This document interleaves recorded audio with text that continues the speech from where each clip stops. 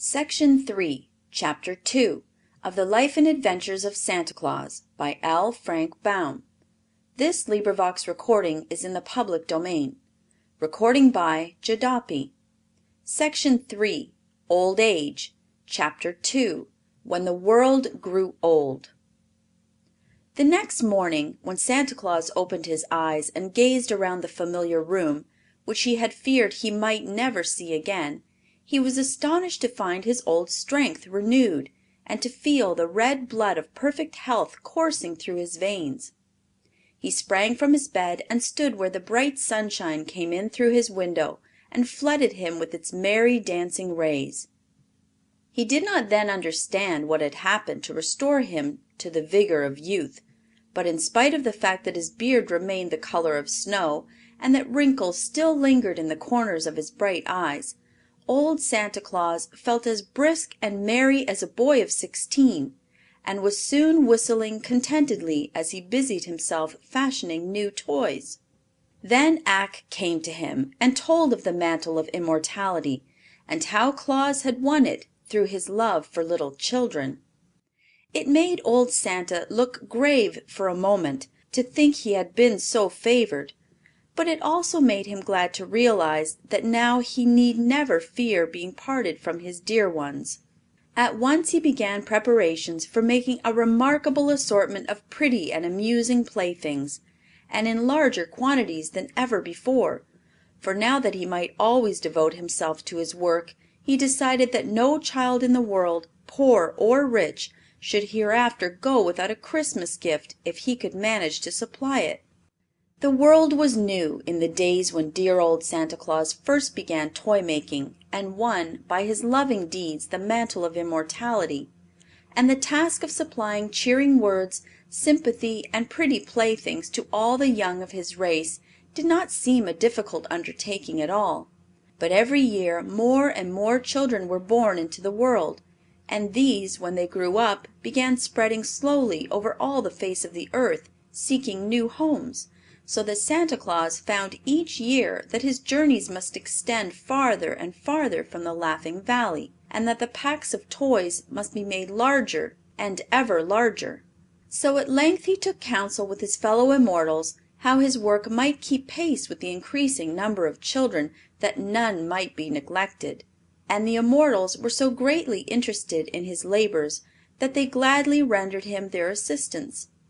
Ak gave him his man Kilter, the silent and swift, and the Knook Prince gave him Peter, who was more crooked and less surly than any of his brothers, and the Ryl Prince gave him Nuter, the sweetest tempered Ryl ever known, and the Fairy Queen gave him Whisk, that tiny, mischievous, but lovable fairy who knows today almost as many children as does Santa Claus himself.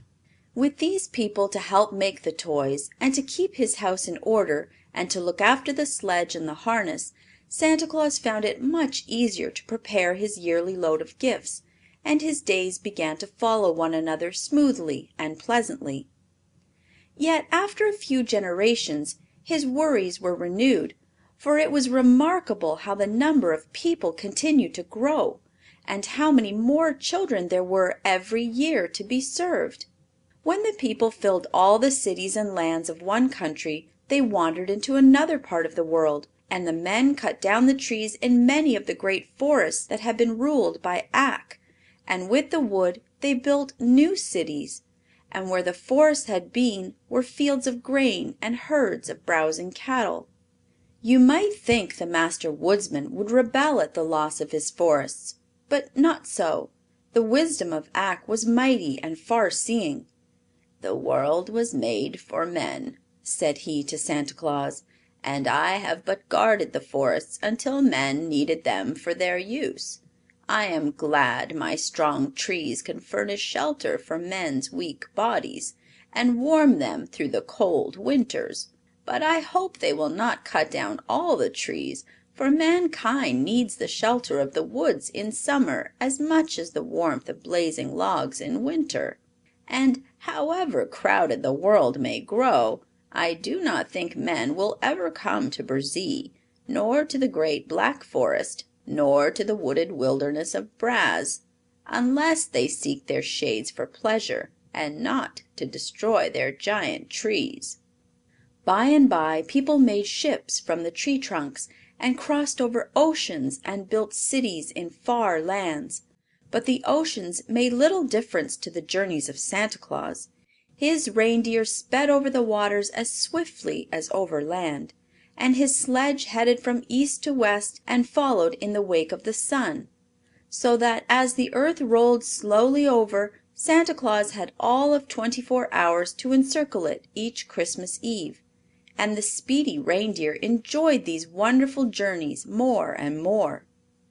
So year after year, and generation after generation, and century after century, the world grew older, and the people became more numerous, and the labors of Santa Claus steadily increased.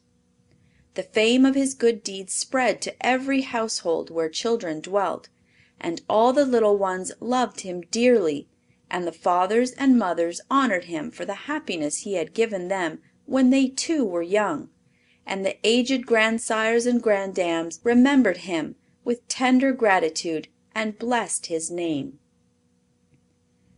End of Chapter 2. Recording by Jedopi. www.publicdomainaudiobooks.blogspot.com